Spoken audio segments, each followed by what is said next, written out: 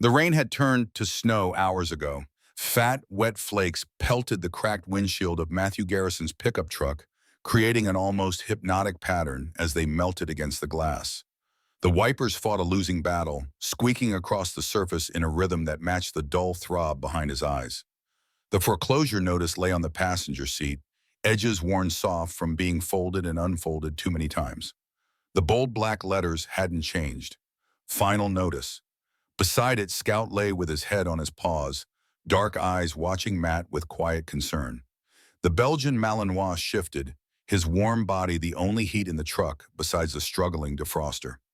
Matt traced the scar that ran through Scout's ear, a jagged line where fur refused to grow. "We've been through worse, right, buddy?" Scout's tail thumped once against the seat, more acknowledgement than agreement. They had been through worse. The caves of Afghanistan, the smell of copper and cordite, the weight of the bomb disposal suit in 120-degree heat, the knowledge that one wrong move meant pieces instead of people. Scout had saved the entire unit that day, detecting the secondary IED that had been wired to explode when they disarmed the first. The memory flashed behind Matt's eyes. Scout barking frantically, pulling at his pant leg, dragging him away from the device he'd been focused on. The explosion had still caught them, sent them both flying, but they'd lived when others wouldn't have. Now here they were, 5 years later, nowhere to go and nothing left but each other in this truck full of whatever possessions hadn't been seized or sold. The Veterans Administration letter in the glove compartment explained it all in bureaucratic language.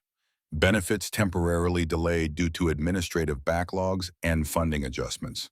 A polite way of saying you're on your own. Matt started the engine.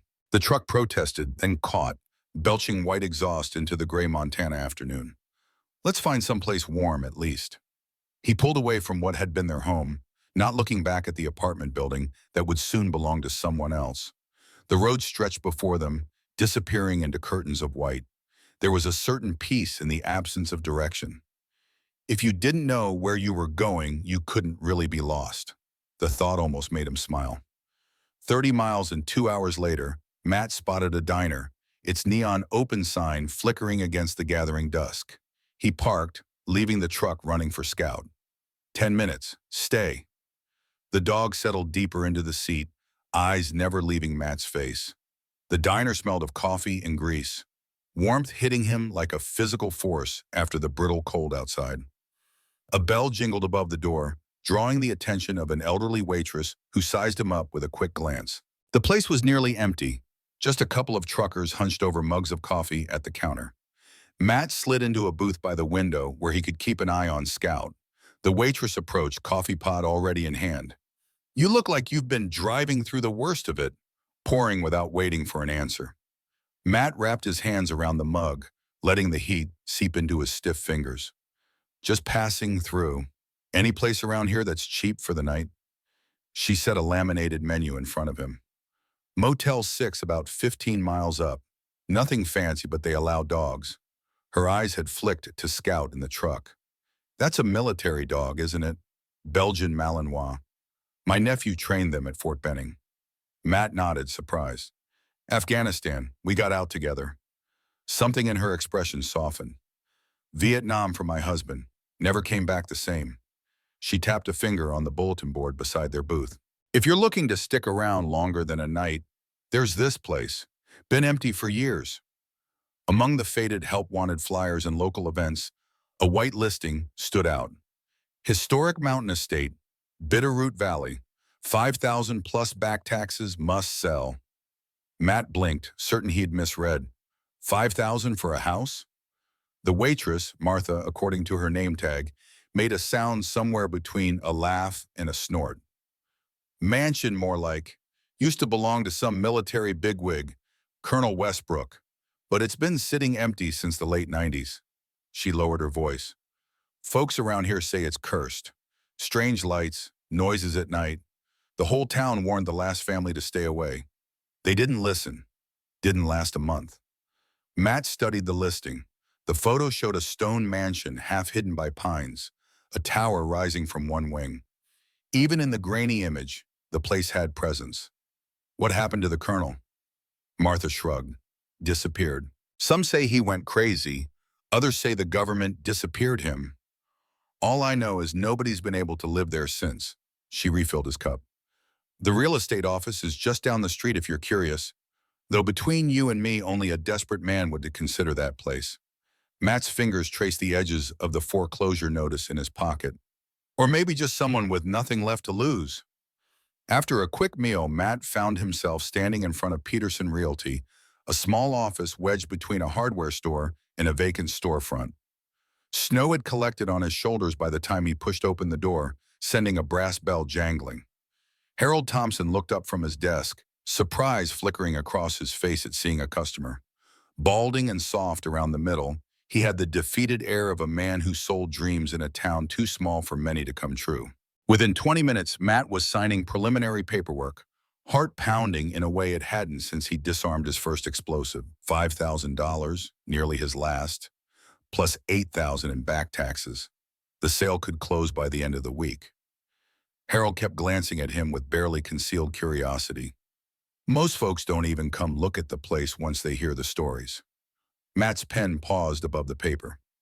I've slept in bombed-out buildings in Kandahar. Ghost stories don't scare me. It's not ghosts people worry about. Harold handed over a folder with the property details. The colonel was into some classified research after he retired. Defense contracts, private labs. When things went south, people got hurt. Then he vanished. He tapped the property map. 15 acres. Original lodge built in 1931. Needs work, but the structure's sound. Matt flipped through photos of high ceilings, stone fireplaces, and paneled walls. A far cry from the apartment complex where he'd been living paycheck to paycheck. Why so cheap? Harold hesitated. The city just wants it occupied. Rumors are bad for property values. That night, in a motel room that smelled of industrial cleaner, Matt spread the property information across the bed. Scout curled beside him, head on his thigh, watching as Matt scrolled through his laptop, searching for more information on Colonel Samuel Westbrook. The results were sparse but intriguing. Local war hero missing, presumed dead. Mysterious fire damages, historic Westbrook Lodge. No remains found. Each article was thin on details, the kind of careful wording that had suggested information being withheld. One photo showed Westbrook in full military dress, tall, stern-faced, with piercing eyes that seemed to look directly at Matt across decades.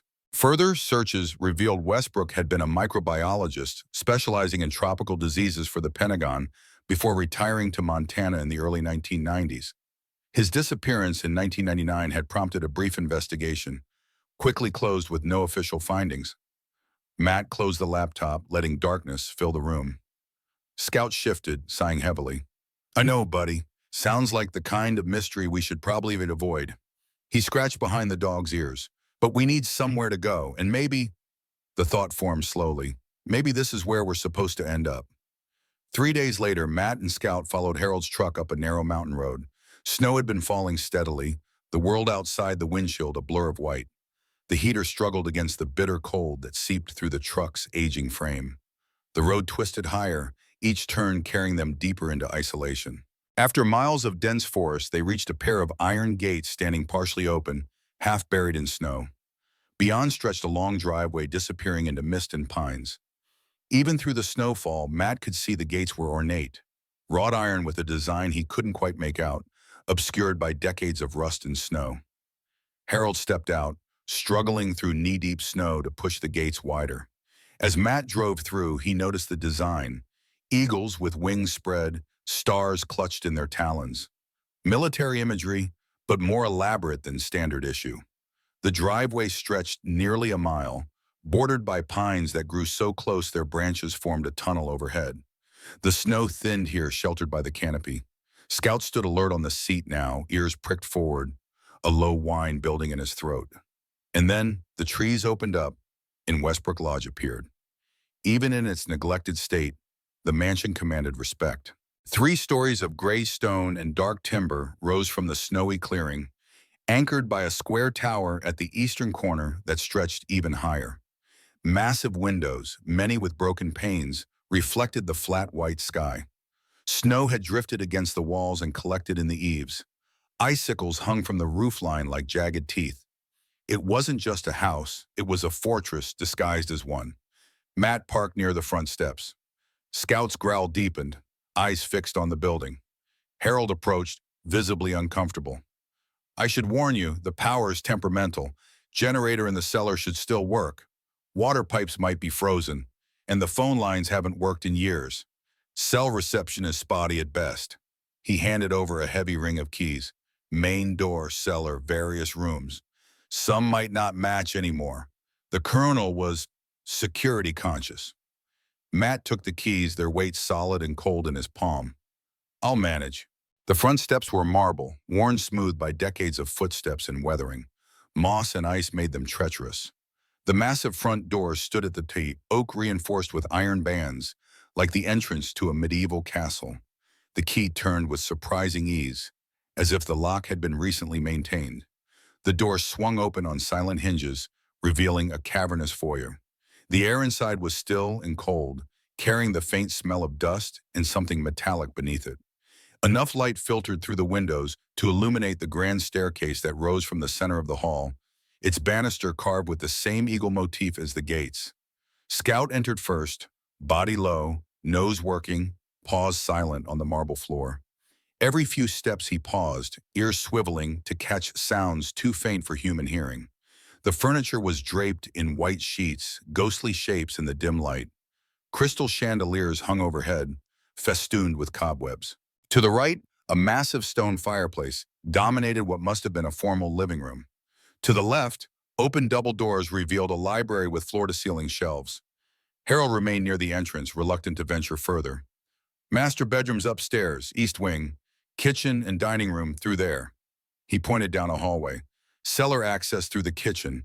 I'll leave you to explore. Keys to the gate are on that ring too. Call if you need anything, though service is best from the upstairs windows. After Harold departed, Matt stood alone in the center of the foyer, his breath clouding in the frigid air. Scout had begun a methodical inspection, moving from room to room with military precision. Matt followed him into the library. Unlike the furniture in the foyer, the books stood uncovered on their shelves, thousands of them.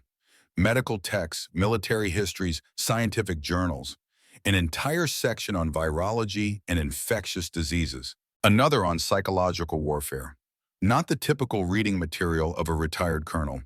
A large portrait hung above the library fireplace. Colonel Westbrook in his dress uniform, medals gleaming on his chest. The artist had captured something unsettling in his eyes, an intensity that seemed to follow Matt as he moved through the room. Beneath the portrait, carved into the mantelpiece, Veritas omnia vincit. Truth conquers all. The kitchen was enormous, clearly designed for staff rather than a single occupant. Industrial-sized stove, walk-in freezer, counters long enough to prepare banquets.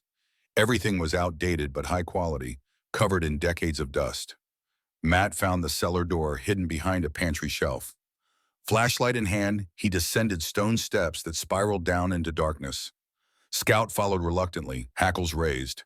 The cellar stretched under the entire house, divided into sections by stone archways. A massive generator sat in one corner, tanks of fuel lined up beside it.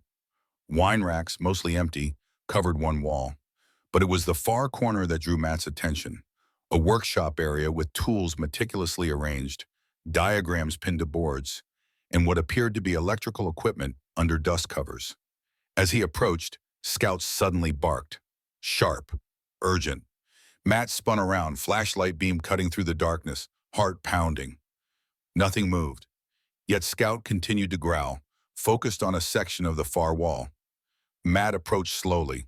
The wall appeared solid stone, but as his flashlight played across the surface, he noticed inconsistencies in the mortar lines.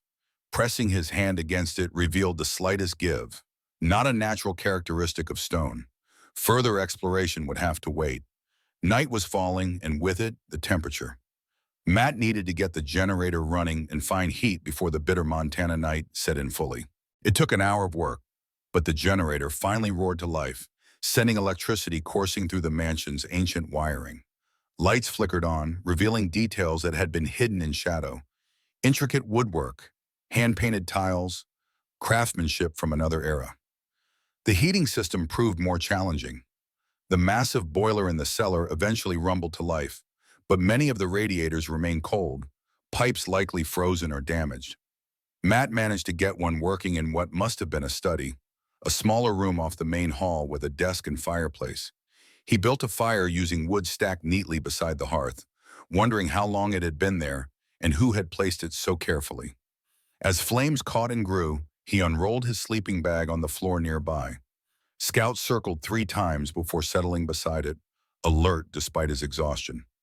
Outside, the snowfall had intensified, wind driving it against the windows in waves. The house creaked and settled around them, the sounds amplified in the empty spaces. Matt checked his phone. No service, as Harold had warned. They were completely isolated. As darkness claimed the house beyond their small circle of firelight, Matt felt the weight of the day settling over him. "Just for tonight," he murmured to Scout. "Tomorrow we'll figure out what we've gotten ourselves into." Sleep came surprisingly easily, the exertions of the day pulling him under despite the unfamiliar surroundings. It was Scout who woke him, sometime in the deepest part of night, with a low, continuous growl that rumbled through his chest. Matt came instantly awake, hand automatically reaching for a weapon that wasn't there. The fire had died to embers, casting the room in a dull orange glow. Scout stood rigid, facing the door, every muscle tensed. Then Matt heard it. Footsteps, slow and deliberate, moving across the floor above them. The master bedroom, if he recalled the layout correctly. Each step distinct, unhurried, the weight behind them causing the ancient boards to creak in protest. Matt grabbed his flashlight, motioning Scout to stay. The dog ignored the command, following close as Matt moved silently into the hallway. The main staircase loomed ahead, its upper reaches lost in darkness.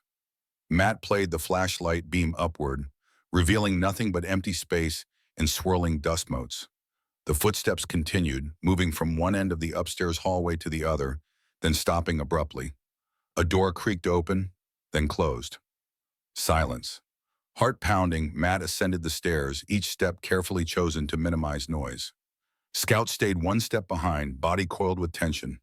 At the Puma, a long corridor stretched in both directions, doors lining either side. All were closed except one at the far end, which stood slightly ajar. The attic access. A trapdoor in the ceiling hung open, its ladder extended down to the floor. Matt approached slowly, Scout now taking the lead, nose working the air. The flashlight revealed a narrow wooden staircase rising into darkness. Cold air flowed down from above, carrying the scent of dust and metal.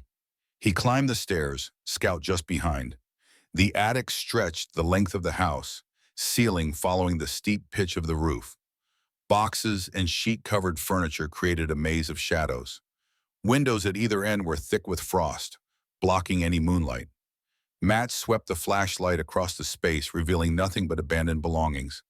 As he turned to descend, something caught his eye, a glint of metal on the floor near his boot. He crouched, picking up a spent bullet casing tarnished with age. The head stamp was military, but an older style he didn't recognize, not standard issue for at least 30 years. Scout's growl deepened, eyes fixed on a corner where shadows seemed to gather more densely.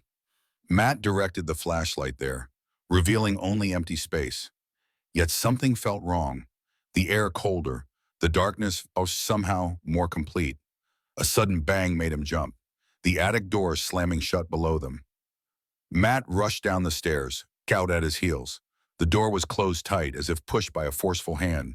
He yanked it open, half expecting to confront an intruder. The hallway stood empty, silent. Matt checked every room on the second floor, finding nothing but dust-covered furniture and empty closets. The master bedroom was particularly untouched, bed still made with military precision, a uniform hanging in the open closet as if its owner might return at any moment. By the time he returned to their makeshift camp in the study, dawn was approaching. Matt sat before the rekindled fire, turning the bullet casing over in his fingers. Scout lay beside him, still vigilant, eyes occasionally darting to the doorway. "Old houses make noises," Matt said aloud, not believing it himself. "Wind, temperature changes, settling foundations." But he'd been in enough buildings across enough countries to know the difference between structural sounds and footsteps, between natural drafts and doors being deliberately closed. between empty rooms and the feeling of being watched. Morning brought clarity with bitter cold sunshine streaming through the windows. The house looked less foreboding in daylight, simply old and neglected rather than menacing. Matt explored more thoroughly, mapping the layout in his mind. The mansion had clearly been designed with security in mind. Hallways created natural choke points. Windows were positioned for maximum visibility of the surrounding grounds. The tower offered sight lines for miles in every direction. This wasn't just a retired colonel's home, it was a defensive position. In the kitchen, Matt found pipes frozen solid. The ancient plumbing would take days to thaw properly. He melted snow in a pot on the wood stove for coffee and Scout's water bowl. As they finished breakfast, headlights appeared through the trees, a truck making its slow way up the snow-covered drive. Matt watched from the window, hand instinctively reaching for Scout's collar. The truck stopped well short of the house, and a figure emerged, tall and broad-shouldered beneath a heavy coat. The man stood for a lingering moment, simply staring at the mansion, before approaching the front steps. Matt opened the door before he could knock. "Can I help you?" The man was older than Matt had initially thought, mid-60s at least, with steel gray hair cut military short and a face weathered by decades outdoors. Despite his age, he stood straight, shoulders squared. The only concession to time was a slight limp as he shifted his weight. His eyes moved past Matt to Scout, who stood alert but not aggressive. Belgian Malinois, military trained. Not a question. Matt nodded. "Afghanistan, we got out together." The man's gaze returned to Matt, assessing. "You're military too, the way you stand, the way you checked all angles before opening the door." "Marine?" "3rd Battalion, Bomb Disposal." A ghost of a smile. "Victor Harlow, Army Intelligence, retired. I lived down the ridge about half a mile." He nodded toward the house. "Didn't expect anyone would buy this place, especially a Marine who should know better than to walk into unknown territory without reconnaissance." Matt studied him carefully. There was something in Harlow's stance, the way his eyes continuously scanned their surroundings, the hypervigilance that never quite leaves those who've lived in danger zones too long. Harlow must have read his hesitation. "I served under Colonel Westbrook in Nam. He was a good man. Strict but fair, believed in looking after his people." His expression darkened. "After he retired, he got caught up with the wrong crowd. Military contractors, private research. When he tried to pull out, they didn't let him." "Didn't let him," Matt repeated. "He disappeared. Everyone who knew what he was working on either left town or died under circumstances. That's why no one stays in this house long. Too many secrets in the walls." Harlow's eyes narrowed. "You hear anything strange last night?" Matt hesitated. "Footsteps upstairs." Harlow nodded as if this confirmed something. "Everyone does. First it's footsteps, then voices. Most leave after that." He started to turn away, then paused. "You seem like a good man, Garrison. I'll give you some advice. If the dog ever refuses to enter a room, listen to him. Animals know things before we do." With that, he limped back to his truck and drove away, leaving Matt with more questions than answers. Later that morning, Matt ventured into town for supplies. Everwood was small, just a few streets of weathered buildings huddled against the mountains. As he walked from the hardware store to the grocery, he became aware of eyes following him, people pausing conversations as he passed, glances exchanged behind his back. At the grocery store, the cashier, a woman in her 50s with tired eyes, stared when he gave his name for the store credit account. "You're the one who bought Westbrook Lodge," her voice carried, causing several shoppers to turn and look. Matt nodded, uncomfortable with the sudden attention. She handed back his ID. "That place has history. Bad things happen there." "So I keep hearing. My brother works security for the colonel. Said he was conducting experiments toward the end. Government stuff." She lowered her voice. "Week before he disappeared, my brother quit. Said he couldn't be part of it anymore. Never would say exactly what it was." Outside, a teenage boy collecting shopping carts approached as Matt loaded his groceries. "You really living up at the old Westbrook place?" His eyes were wide with a mixture of fear and excitement. "Just moved in. My grandma says it's haunted. No one stayed more than a few weeks since the fire." The boy glanced around before continuing. Dad says the colonel didn't just disappear, says he's still up there, under the house. Matt's hand paused on a grocery bag. Under the house? The boy nodded eagerly. The tunnels. Everyone knows there's tunnels under the old place. Military bunker or something. Dad says he was cut off by an older man calling from the store entrance. The boy's face fell. Gotta go, but you should talk to Mayor Reynolds. He knows everything about the old place. He hurried away. Matt's last stop was the town hall, a squat brick building with a faded flag hanging limply above the entrance. He had questions about property taxes and utilities. The receptionist barely glanced up before waving him through to the mayor's office. Walter Reynolds rose from behind a massive oak desk as Matt entered. Tall and silver-haired, with the polished appearance of a career politician, he extended his hand with practiced warmth that didn't reach his eyes. Mr. Garrison, news travels fast in small towns. Please sit down. He gestured to a chair. I understand you've purchased the old Westbrook property. Matt took the offered seat. Just finalized this morning. Reynolds nodded, studying him with unnerving intensity. Bold move. That place has history. So everyone keeps telling me, but no one seems willing to explain exactly what happened there. Reynolds steepled his fingers.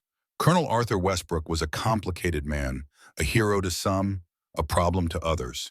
After retiring from active service, he ran a research program out of the lodge. Privately funded, classified work.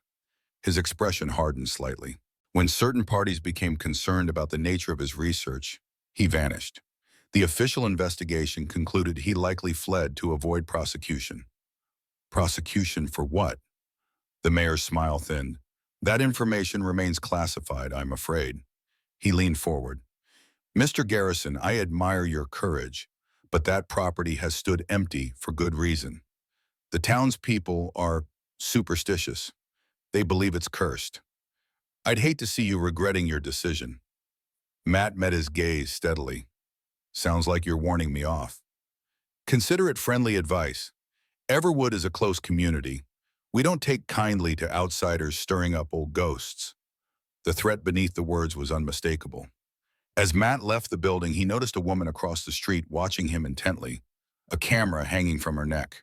When their eyes met, she quickly turned away, disappearing around a corner. The drive back to the lodge was treacherous, fresh snow covering the already slippery roads. Matt's mind churned with everything he'd learned. The colonel's research, the disappearance, the tunnels under the house, the mayor's thinly veiled warnings. None of it explained the footsteps in the night, but it confirmed his suspicion that Westbrook Lodge held secrets worth protecting or exposing. As he approached the gates, Matt noticed fresh tire tracks in the snow. Someone had been there during his absence. Scout, who had stayed behind, met him at the door with agitated barking, clearly distressed. Inside, nothing appeared disturbed at first glance. Matt did a thorough sweep of each room, finding everything as he'd left it. It was only when he reached the study where they'd spent the night that he noticed a change. The desk drawer stood slightly open, though he was certain he'd closed it. When he checked inside, he found his laptop untouched but moved to a different position. Someone had been looking for something, or planning something. That night, a blizzard descended on the mountains, wind howling around the eaves of the mansion like a living thing. Matt built up the fire in the study and set about making the space more habitable. He cleared dust from furniture, arranged their meager possessions, and created a proper bed from cushions pulled from the couch.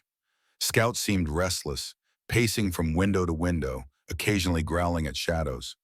Matt kept his flashlight and a heavy wrench close at hand. Not ideal for defense, but better than nothing. The snow fell heavier as night deepened, blanketing the world in silence, broken only by the crackling fire and the constant moan of wind. Matt checked his phone again. Still no service. They were completely cut off. He tried using his laptop to connect to any available network, but found none.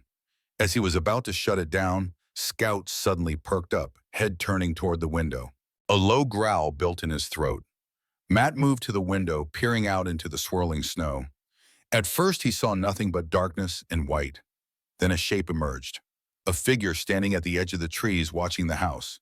Even through the snowfall, Matt could make out the outline of a hat pulled low and a long coat. He grabbed his flashlight. throwing the beam out into the night. The figure didn't move or try to hide, just stood there watching.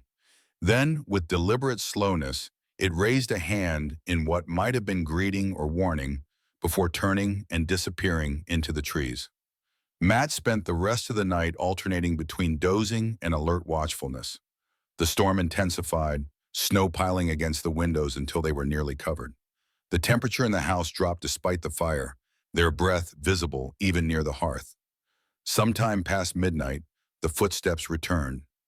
Slow, measured steps moving back and forth in the room directly above them. Matt sat rigid, listening as they crossed from one end to the other, paused, then returned. Scout stood alert, eyes fixed on the ceiling, but his earlier growling had been replaced by an eerie silence. Matt had faced death in Afghanistan more times than he could count. He'd disarmed bombs that could have vaporized him in an instant. He'd been shot at, mortared, and nearly blown up. Yet there was something about those steady footsteps that chilled him more deeply than any combat situation. They weren't random house noises. They were deliberate, patterned, almost like pacing, like someone thinking, planning. The next morning, exhaustion pressed on Matt like a physical weight. He forced himself to continue exploring the house, cataloging what worked and what needed repair. Most urgent was the plumbing. They needed running water. He spent hours in the basement, locating the main shutoff and examining the pipes. Many were frozen solid, others had cracked from years of Montana winters without heat. As he worked to repair the most critical sections, he became aware of a sound. Not the footsteps from above, but a softer noise, almost like breathing, coming from behind the far wall. The wall scout had growled at during their first exploration. Matt approached slowly, pressing his ear against the stone. The sound stopped immediately. He examined the wall more carefully this time, running his hands over the surface, feeling for inconsistencies. The mortar between certain stones felt different, newer perhaps, or made from a different mixture. He tapped along the wall, listening for changes in the sound. Most sections produced a solid thunk, but one area about 4 feet square echoed differently. Hollow. A hidden door? A sealed passage? Matt didn't have the tools to investigate further, not without potentially causing damage. But Scout's reaction and the strange acoustics confirmed his suspicion. There was something behind that wall. As dusk approached, Matt heard a vehicle coming up the drive. Instinctively, he positioned himself where he could see the approacher while remaining partially concealed. Scout took up a similar position by the window, body tense. Through the swirling snow, a small figure emerged, not an adult but a child, bundled against the cold. A girl, perhaps 10 or 11, trudging determinedly through knee-deep drifts. She reached the porch and knocked on the door with surprising confidence. Matt opened it, confused. "Can I help you?" The girl stared up at him with solemn brown eyes. "You're living here now." Not a question. "I'm Lily. My dad used to work for Colonel Westbrook." She peered past him into the house. "Is it true you have a military dog?" As if on cue, Scout appeared beside Matt, studying the girl with cautious interest. Lily's face lit up. "He looks like the ones in the Colonel's photos. Can I pet him?" Matt hesitated, then nodded. Scout was excellent with children despite his training. He's friendly. His name is Scout. The girl reached out slowly, allowing Scout to sniff her hand before gently stroking his head. "Dad said the Colonel had dogs like this. They were special. They could find things other dogs couldn't." Matt watched the interaction carefully. "Your dad was the Colonel's what? Gardener?" "Caretaker. He managed the house and grounds." She scratched behind Scout's ears exactly where he liked it, earning a tail wag. "The Colonel taught me chess, said I was a natural strategist." Matt's confusion must have shown on his face. "I used to come here a lot when I was little," Lily explained, before the Colonel disappeared. "Dad still has a key, but he doesn't use it. Says the house doesn't want visitors anymore." She looked up at the towering facade. "But I don't think that's true. I think it's just been waiting." "Waiting for what?" Her eyes met his, unsettlingly direct. "For someone who can hear it." The conversation was interrupted by the sound of a car horn. Lily sighed. "That's my mom. She doesn't know I'm here." She gave Scout a final pat. "The Colonel used to say this house has many secrets. Some are hidden in plain sight." With that cryptic statement, She turned and trudged back through the snow to where a sedan waited at the gate, engine running. Matt watched until the taillights disappeared down the mountain road, wondering what had prompted the girl's visit. Coincidence? Curiosity? Or had she been sent to gauge his reactions, report back to someone? That night, the blizzard intensified. Wind shrieked around the mansion, finding every gap in the aging structure. The temperature plummeted, freezing the repairs Matt had made to the pipes. Even with the fire blazing, the cold was pervasive, seeping through stone and wood to settle in his bone. Matt had managed to clear enough snow from the satellite dish on the roof to get his laptop connected to a weak internet signal. He searched again for information on Colonel Westbrook, digging deeper this time. The results painted a picture of a brilliant but controversial figure. Westbrook had been a microbiologist before becoming a career military officer specializing in tropical diseases and biological defense systems. After Vietnam, he'd worked for various government research programs, many still classified. His move to Montana in the early 90s had coincided with his official retirement, but patents filed in his name suggested continued research activity. Matt found a grainy newspaper photo of Westbrook at what appeared to be a fundraiser, standing beside a younger Walter Reynolds. The caption identified Reynolds as pharmaceutical executive and campaign donor. The two men were smiling, champagne glasses raised, looking like old friends rather than the ominous figures town gossip had painted. Deeper searches revealed little about what happened in '89 when Westbrook vanished. The fire at the lodge had occurred a week after his disappearance, destroying what news reports called the East Wing Laboratory. No bodies were found. The investigation was closed quickly, the property seized for unpaid taxes, then released back to the estate years later. As Matt scrolled through archived news clippings, Gout suddenly leapt to his feet, hackles raised, a deep growl building in his throat. He faced the window, body rigid with tension. Matt shut the laptop, plunging the room into darkness except for the dying fire's glow. He moved silently to the window, staying to one side as he peered out. At first, the swirling snow obscured everything. Then movement caught his eye, a figure trudging through the drifts at the edge of the property. Even from a distance, Matt recognized the military precision in the movement, the deliberate placement of each step. Victor Harlow. But Harlow wasn't alone. Another figure moved with him, keeping to the shadows of the trees. They appeared to be arguing, gestures sharp despite the heavy clothing both wore. The second man was shorter, his face obscured by a hood pulled low. As Matt watched, Harlow pointed emphatically toward the house. The other man shook his head, then turned abruptly, disappearing into the forest. Harlow stood watching the house for several minutes more before limping back the way he had come, swallowed by the storm. Matt remained at the window long after they'd gone, mind racing.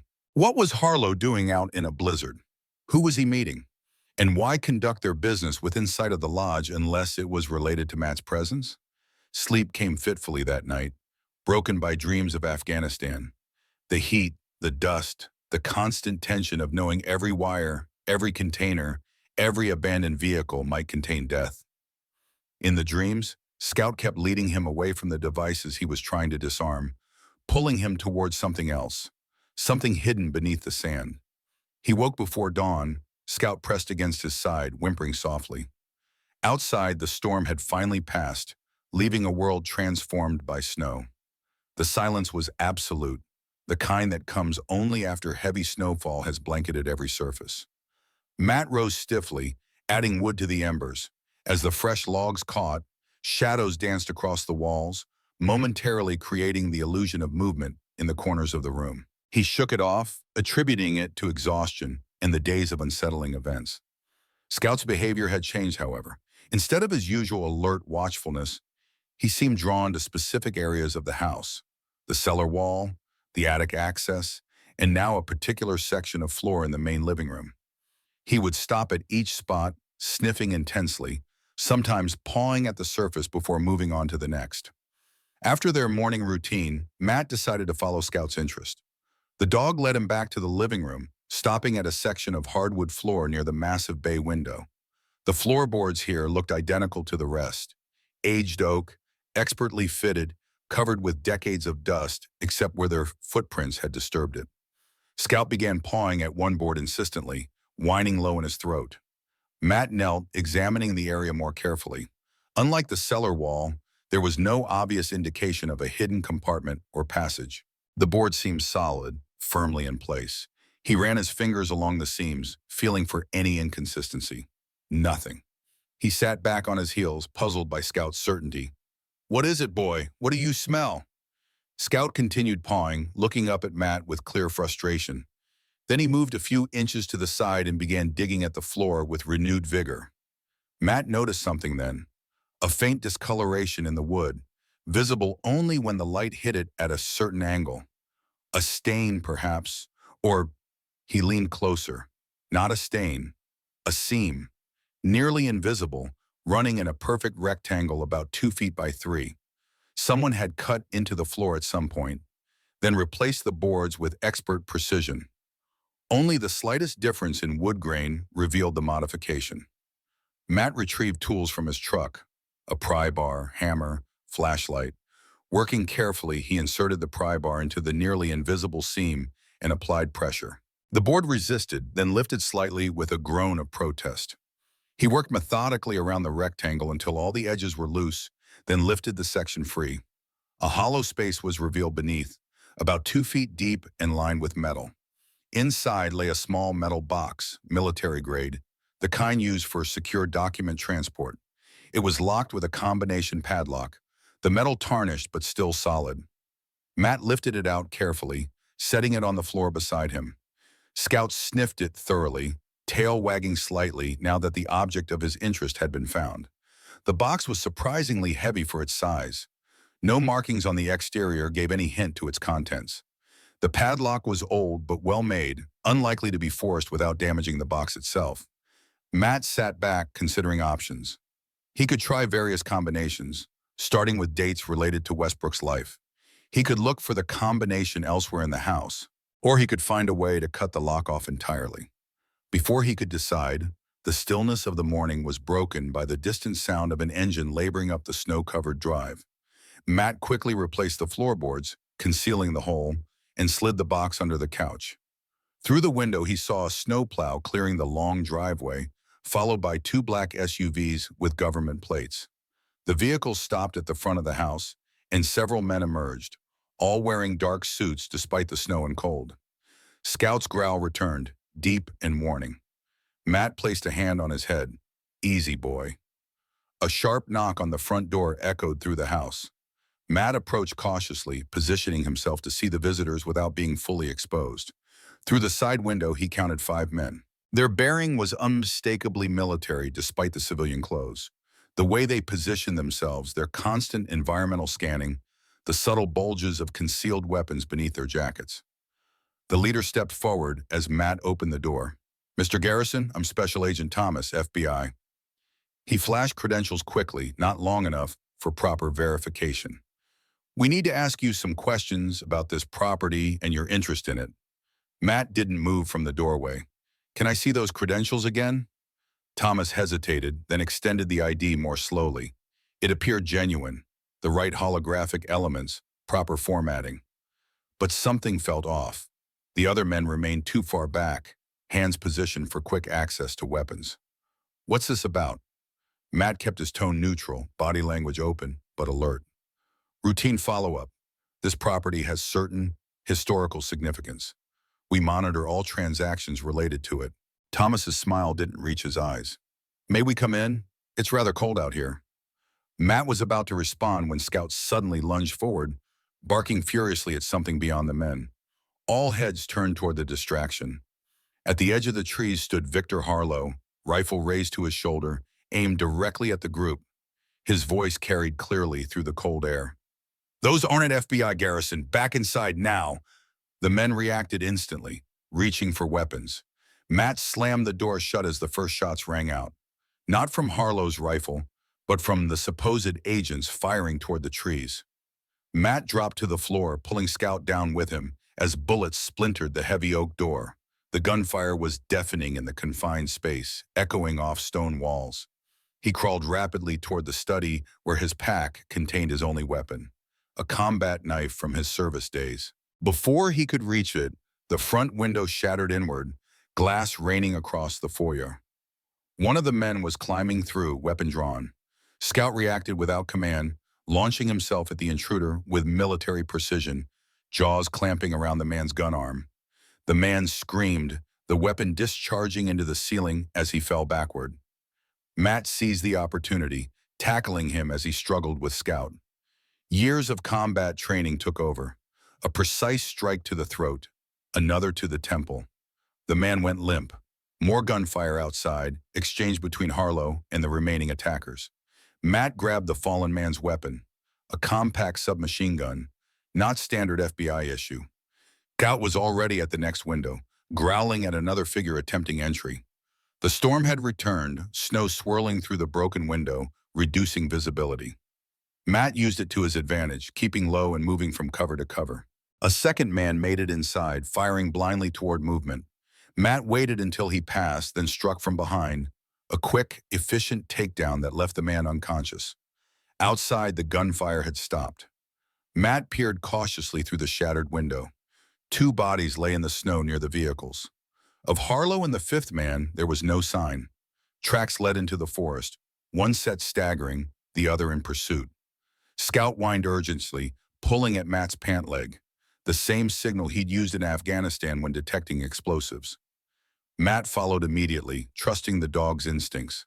Scout led him to the cellar door, pawing at it insistently. As Matt reached for the handle, a massive explosion rocked the mansion, knocking him off his feet. The front door disintegrated in a fireball that roared through the foyer.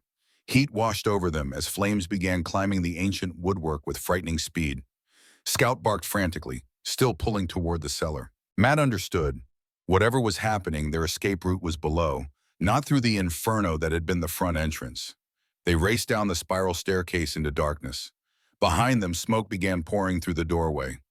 The mansion above was burning rapidly, the old timber offering perfect fuel. In the cellar, Scout ran directly to the wall that had drawn his attention before, the section that sounded hollow. He began digging at the base frantically, nails scraping against stone and mortar. Matt joined him, examining the wall more carefully than before. Now he saw it, subtle differences in the mortar, a faint line where newer material met old. He pressed experimentally at various stones, searching for a mechanism. A crash from upstairs signaled the collapse of part of the floor. Time was running out. Smoke thickened around them, making breathing difficult. Matt pushed harder, frustration mounting. Then Scout gave a sharp bark, drawing Matt's attention to a particular stone at floor level. It looked identical to the others, but when Matt pressed it, something clicked within the wall. A section moved slightly inward. Matt pushed with all his strength, and the hidden door swung open, revealing a dark passage beyond. Cold, clean air rushed out, free from smoke. Scout darted inside without hesitation. As the house burned around them, Matt retrieved his pack and the metal box, then followed Scout into the passage, pulling the secret door closed behind them. The sound of the fire immediately diminished, replaced by a deep, waiting silence that seemed to have lasted for decades. A beam from Matt's flashlight revealed a concrete tunnel stretching into darkness, its walls lined with conduit and pipes. Military-grade construction, designed to last indefinitely. Scout moved ahead confidently, nose working the stale air, leading Matt deeper beneath Westbrook Lodge, into secrets that had remained buried for 25 years. Behind them, unseen, something moved in the darkness. Not following, but awakening.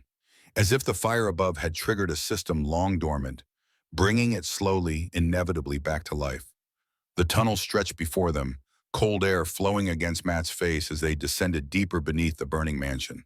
Scout moved with purpose, nose working constantly, leading them through what appeared to be a professionally constructed bunker system. The concrete walls bore military-grade reinforcement, designed to withstand far more than the fire raging above.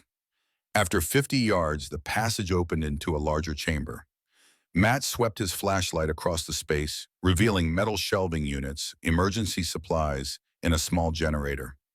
Military preparedness taken to an extreme level. He activated the generator, and dim emergency lights flickered to life, casting the bunker in a pale blue glow. Scout whimpered softly, drawing Matt's attention to a gash on his shoulder. Debris from the explosion had cut through his fur. Matt found a first aid kit on the wall and cleaned the wound carefully. "You saved us again, buddy." Scout's tail thumped against the concrete floor, his eyes never leaving Matt's face even as he winced from the antiseptic. The bunker contained enough supplies to last weeks: military rations, bottled water, even spare clothing in vacuum-sealed bags. Matt changed into dry clothes, the old colonel's garments fitting surprisingly well. As he explored further, he discovered a small communication station with outdated radio equipment. Despite his efforts, he couldn't establish contact with anyone. The mountain, the snowstorm, and possibly the burning mansion above created an impenetrable barrier. A doorway at the far end led to another chamber, this one clearly designed as living quarters. Cot, desk, small bathroom with chemical toilet. On the desk lay a leather-bound journal, its pages yellowed with age. The handwriting inside was precise, military. Colonel Westbrook's private records. Matt scanned the first entry, dated 1992. Established primary research facility beneath the lodge. Reynolds has secured private funding beyond the official channels. Project Winter shows tremendous potential for treating PTSD and memory-related trauma. The Pentagon remains skeptical, but our initial results speak for themselves. The sound of shifting debris above made Matt freeze. Footsteps moving through what remained of the mansion. Scout's ears pricked forward, but he didn't growl. Whoever was up there wasn't perceived as a threat. Matt doused the lights and moved silently back toward the tunnel entrance, weapon ready. A beam of light cut through the smoke-filled darkness of the cellar. A figure limped down the stairs, flashlight sweeping the debris. Victor Harlow, blood staining his left sleeve, rifle clutched in his right hand. Matt stepped into the dim light. "In here." Victor followed without hesitation, Scout greeting him with a cautious tail wag. Once inside the tunnel, Matt secured the hidden door and led them back to the bunker. Victor surveyed the space with the knowing eyes of someone who'd seen similar installations. Victor sank onto a metal chair, grimacing as he examined his wounded arm. Bastards were professionals. Mercenaries, not government. Private contractors. He allowed Matt to clean and bandage the bullet graze. Reynolds moved fast, faster than I expected. Matt retrieved the metal box he'd found beneath the floorboards. "I found this before they attacked. Haven't been able to open it." Victor's eyes widened. "Where?" "Living room floor, hidden compartment. Scout found it." Victor studied the padlock. "That's military grade from the 90s. Standard issue for document transport." He turned the dials experimentally. Westbrook would have used something meaningful. Service number, important date. Matt consulted the journal. "Try 11/22/63. The lock clicked open. Inside lay a USB drive, sealed documents marked classified, Project Winter, and photographs showing Colonel Westbrook with various military officials and scientists. One photo caught Matt's attention. Westbrook and Reynolds standing together outside a laboratory, arms around each other's shoulders, smiling. They looked like brothers rather than the adversaries the town gossip had painted. Victor's face hardened. They were close once, served together, built this project together, until Sam discovered what Walter was really doing. Matt connected the USB drive to his laptop. The files were encrypted, but a text document on the drive surface contained a cipher key. As they worked to decode the files, Victor explained in hushed tones. Project Winter began as PTSD treatment research. Westbrook discovered a virus in ancient permafrost in Alaska that could target neural pathways associated with fear response and memory formation.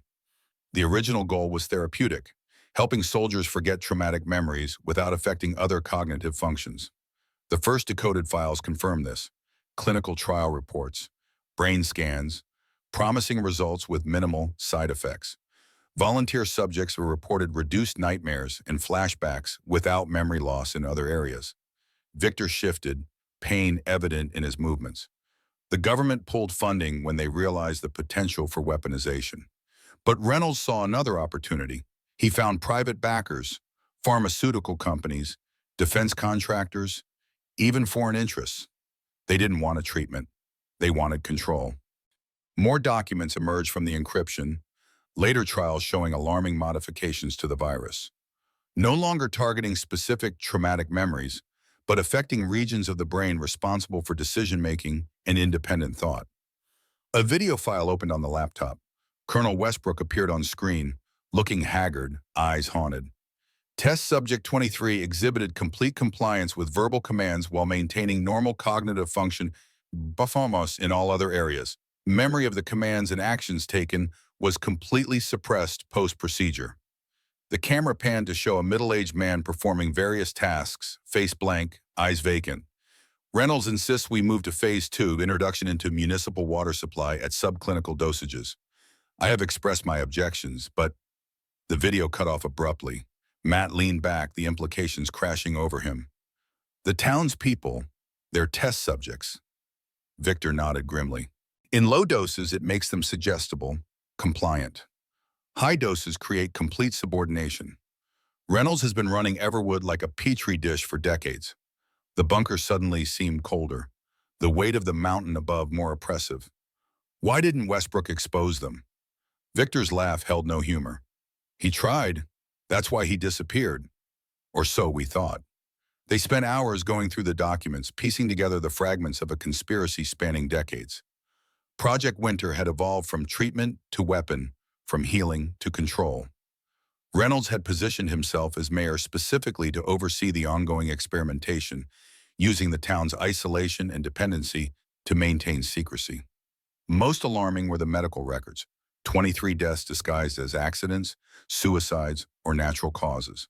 All exhibited the same pattern of symptoms before death: disorientation, seizures, cerebral hemorrhaging. All had been receiving special medication from the town clinic. Matt studied the architectural plans included in the files. The mansion wasn't just Westbrook's home. It was built over a complete research facility. Victor pointed to markings on the blueprints, multiple levels beneath us, labs, containment areas, even living quarters, all accessible through hidden entrances like the one we used. As Victor spoke, Scout began pawing at another wall, whining insistently. Matt examined the area, finding a recessed panel hidden behind a supply shelf. When pressed, it revealed a keypad, the display still dimly lit despite years of disuse. Victor frowned. Emergency system, military grade, designed to activate under specific conditions. The fire above triggered the backup protocols. Matt studied the keypad. We need the code. Check the journal. Sam was methodical. He would have left a contingency plan. As Matt flipped through the colonel's journal, Scout's head suddenly snapped toward the tunnel entrance. A low growl built in his throat. Victor reached for his rifle, movements fluid despite his injury. Footsteps echoed from the passage, light, hesitant, not the heavy tread of Reynolds' mercenaries. A small beam of light wobbled along the tunnel walls. Matt positioned himself beside the entrance, weapon ready. The footsteps grew closer, then stopped just outside the bunker. A small voice called out, trembling slightly. "Mr. Garrison, are you down here?" Lily. Matt lowered his weapon as the girl stepped into view, her face smudged with soot, eyes wide with a mixture of fear and determination.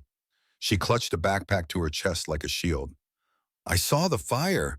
Dad said not to come, but—" Her eyes darted around the bunker, recognition flooding her face. "I knew it. The colonel showed me pictures once. He said there were secrets under the house." Victor regarded her with suspicion. "How did you find the entrance?" Lily's expression shifted to mild indignation. "I've been exploring this place since I was little. The colonel used to let me help hide things." She set her backpack down and unzipped it, revealing medical supplies, canned food, and a portable radio. "Dad doesn't know I'm here. He's been acting strange since his last appointment at the clinic. He gets mad whenever I mention the colonel or the old house." Matt accepted the supplies with quiet thanks, noticing how Scout greeted the girl warmly despite his earlier alertness. Animals had instincts about people that rarely led them astray. Lily approached the communications equipment with the familiarity of someone who'd seen it before. "This still works. The colonel showed me once. It broadcasts on frequencies the town can't monitor." She flipped switches with practiced ease, adjusting dials until static gave way to a clear signal channel. "Who do you need to call?" Matt exchanged glances with Victor. "Someone who won't dismiss this as conspiracy nonsense. Someone with resources to get this story out before Reynolds can bury it." Victor nodded. "Your journalist friend from Afghanistan? the one who covered your unit. Matt made the call, keeping details sparse, emphasizing the urgency. Emma Blackwood responded with the efficient directness he remembered. No questions, just confirmation that she'd arrive within 24 hours, weather permitting. With communication established, Matt returned to the journal, searching for the keypad code. As he flipped through pages of scientific notation and personal observations, Lily peered over his shoulder. The colonel liked puzzles. He said the best way to keep secrets was to hide them where only the right person would look. She pointed to recurring sequences of numbers in the margins, disguised as dates or calculation notes. See how these numbers appear every 10th page? That's how he taught me to create codes. Matt followed her logic, extracting the sequence. When entered into the keypad, the wall slid open silently, revealing a narrow corridor extending deeper into the mountain. Emergency lights flickered on automatically, illuminating a path that hadn't been walked in decades. Victor checked his watch. Reynolds will have realized the attack failed. He'll be regrouping, likely monitoring all roads to the property. We need to know exactly what we're dealing with before Emma arrives. They moved deeper into the facility, Scout taking point, alert for any danger. The corridor opened into a series of laboratories, modern equipment beneath dust covers, workstations with computers in sleep mode, specimen storage units still humming on backup power. In the central lab, a large screen dominated one wall, displaying a map of Everwood with data points pulsing at various locations. Each point corresponded to a name, vital statistics, and treatment level. Matt studied the interface. They're monitoring the entire town. Every person, every dose administered. Victor accessed one of the workstations, bringing ancient systems back online. The virus requires regular administration to maintain effectiveness. That's why everyone in town has regular appointments at the clinic. Without consistent dosing, the effects begin to fade. Lily's face paled as she scanned the names. My dad's on here. His dosage increased last month after he questioned the water quality testing. The implications turned Matt's blood cold. Reynolds wasn't just experimenting. He was actively controlling the town, adjusting dosages to maintain compliance, suppressing any sign of resistance or questioning. Further exploration revealed more disturbing details. Formulation labs where the virus was cultivated, testing chambers with observation windows, detailed records of behavioral modifications achieved at various dosage levels. In a secure room at the facility's heart, they found the virus storage, refrigerated units containing hundreds of samples in various formulations. Beside them, a smaller unit held vials labeled antidote, prototype. Victor examined the antidote vials. Sam developed a countermeasure, something to reverse the effects. His expression darkened. That's why Reynolds couldn't kill Tim. He needed the complete formula. As they cataloged their discoveries, Scout's behavior suddenly changed. His ears pricked forward, nose working the air, body tensing.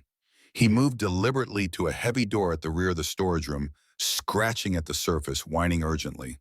The door had no visible handle, only another keypad. This one required a 6-digit code and a biometric scan. Lily pointed to a notation in Westbrook's journal. Winter solstice.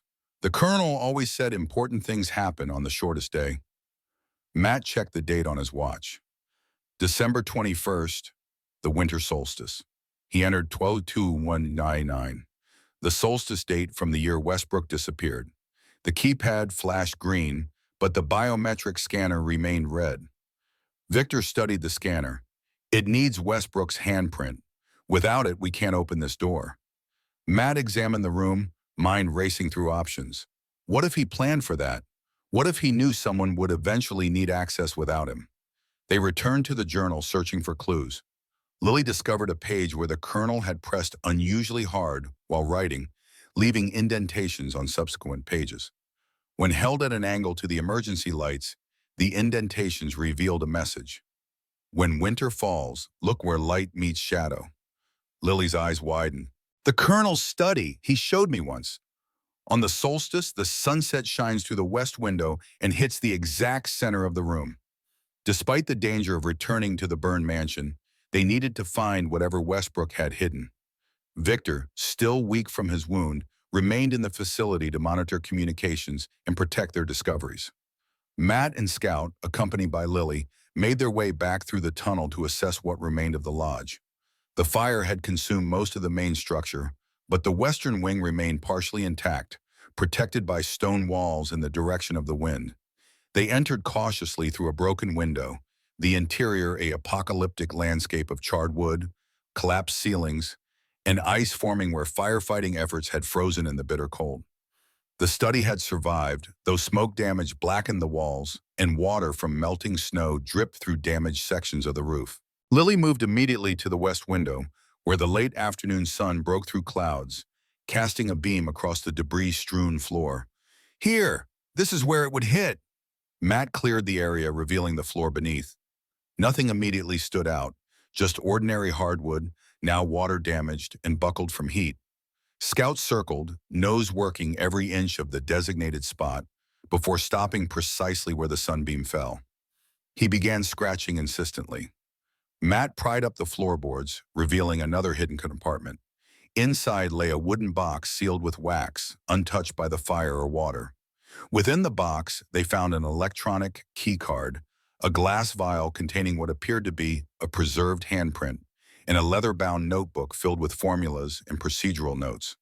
The final page contained a single message: "The truth waits below. Find me."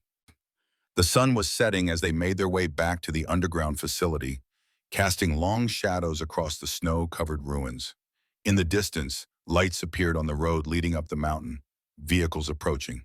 Victor met them at the tunnel entrance, face grim. "Reynolds is making his move.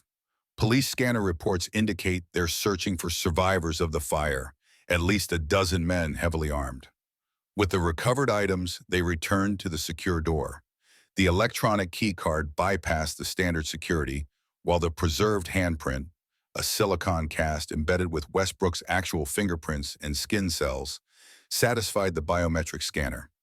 The heavy door slid open with a hiss of pressurized air. Beyond lay a small medical suite centered around a hospital bed. Monitoring equipment beeped quietly, displaying stable vital signs. And on the bed, connected to life support systems, lay an elderly man, gaunt, pale but unmistakably alive. Colonel Samuel Westbrook. His eyes opened as they entered, focusing slowly on their faces. Recognition flickered in his gaze when he saw Scout, a faint smile touching his lips. 25 years of captivity had taken their toll, his body wasted, hair and beard grown long and white, but his eyes remained sharp, alert. Matt approached slowly, uncertain if the colonel was able to speak. Westbrook raised a trembling hand, pointing to a tablet beside the bed. When activated, a text-to-speech program allowed him to communicate. "You found my messages. Good. Not much time." Victor stepped forward, emotion cracking his voice. "Sam, we thought you were dead." The synthesized voice continued, emotionless, despite the weight of the words. "Reynolds needed me alive. Couldn't complete the formula without me. Couldn't risk killing me. I gave them enough to keep them believing I would eventually cooperate. 25 years of stalling while they tested on innocence." Westbrook's fingers moved slowly across the tablet. "The antidote works. I've been taking it myself, maintaining lucidity despite their efforts to control me. The notebook contains the complete formula. Reynolds doesn't know it exists." Matt showed him the facility map with the town's monitoring data. "They've been dosing the entire town through the water supply and regular medications at the clinic." Westbrook nodded weakly. Phase 3 was to expand to neighboring communities through the regional water supply. Then military installations, using medications prescribed to soldiers. Reynolds believes the perfect society requires controlled citizens. A distant explosion shook dust from the ceiling. Reynolds' men had breached the burned mansion, searching for the tunnel entrance. Westbrook's fingers moved with renewed urgency. "You must distribute the antidote. The formulation in the notebook can be mass-produced. Your journalist friend can expose everything, but the evidence must survive." Victor checked the security monitors. "They found the tunnel entrance. We have minutes, maybe less." Matt gathered the essential evidence: the notebook, hard drives containing the facility's data, video recordings of the experiments, and samples of both the virus and antidote. They needed to reach Emma with the proof before Reynolds could destroy it all. Westbrook's next message silenced the room. I cannot leave. The life support is integrated with the facility systems. Moving me would kill me. You must go. Complete what I started. Victor shook his head, anguish clear on his face. We can't leave you here. Not again. The colonel's expression remained resolute as his fingers tapped out one final message. Some sacrifices are necessary. The truth matters more than one life, even mine. Another explosion, closer this time. The security monitors showed armed men moving through the upper tunnels, methodically checking each room. Matt made a swift decision, outlining a desperate plan. Victor would take Lily through a secondary tunnel the colonel indicated on the facility map, a maintenance shaft that emerged in the forest nearly a mile from the lodge. They would carry the evidence, meet Emma at the arranged location, and begin the process of exposing Reynolds. Matt and Scout would remain behind with Westbrook, creating a diversion to buy them time to escape. Once they were clear, he would follow with the colonel if possible. Victor protested, but the logic was undeniable. His injury made him slower, but he knew the mountain terrain better than anyone. Lily's small size would allow her to navigate the narrow maintenance tunnel, and Matt and Scout had the best chance of handling Reynolds' mercenaries if it came to direct confrontation. They parted ways at a junction deep in the facility, Victor and Lily disappearing into a narrow passage with the precious evidence secured in Lily's backpack. Matt returned to Westbrook, preparing for the coming confrontation. The colonel's eyes conveyed what his paralyzed body and synthesized voice could not: a lifetime of regret, determination, and the grim resolution of a soldier making his final stand. Matt positioned himself near the entrance to Westbrook's chamber, Scout beside him, alert and ready. The sounds of the search grew closer: radio communications, boots on concrete, doors being breached. He checked his ammunition, limited but sufficient if used wisely. The facility's layout provided defensive advantages he intended to exploit. Years of combat experience in Afghanistan had taught him how to make impossible situations merely difficult. As the footsteps approached their position, Westbrook activated his tablet one last time. The synthesized voice echoed in the small room. Truth burns clean, but it always burns. Scout's muscles tensed, sensing the coming conflict. Matt placed a hand on his head, drawing strength from the unflinching loyalty that had carried them through war and now into this hidden battlefield beneath the Montana wilderness. The security door at the end of the corridor burst open. Men in tactical gear poured through, weapons raised.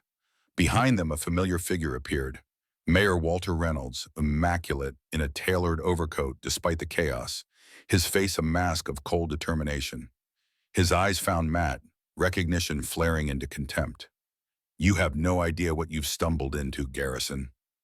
Matt raised his weapon, Scout growling beside him. I know enough. 23 deaths, an entire town turned into lab rats, a good man imprisoned for decades. Reynolds' expression didn't change. Necessary steps toward a greater purpose. You think you're protecting freedom? Freedom is chaos. We offer order. Progress requires sacrifice. Not these sacrifices, not without consent. Reynolds signaled his men to hold position, his voice almost reasonable. Think about it, Garrison. You've seen war. You know what humans do with free will. They destroy. They hate. They tear down everything good. Project Winter eliminates the darkest aspects of human nature while preserving everything productive. A cold certainty settled over Matt. By turning people into puppets, Reynolds sighed as if disappointed by a child's naivety. By removing the capacity for violence, disobedience, and self-destruction.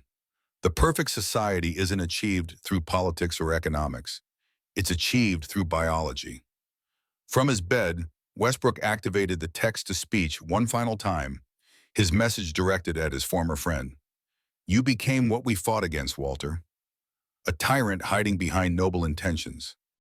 Reynolds' composed facade cracked, raw emotion bleeding through. You could have been part of it, Sam. We could have changed the world together. Instead, you chose to sabotage everything. As Reynolds spoke, Scout tensed imperceptibly beside Matt. The subtle shift that had saved lives in Afghanistan, Scout had detected something the humans had missed. Matt followed the dog's gaze to a ventilation panel near the ceiling.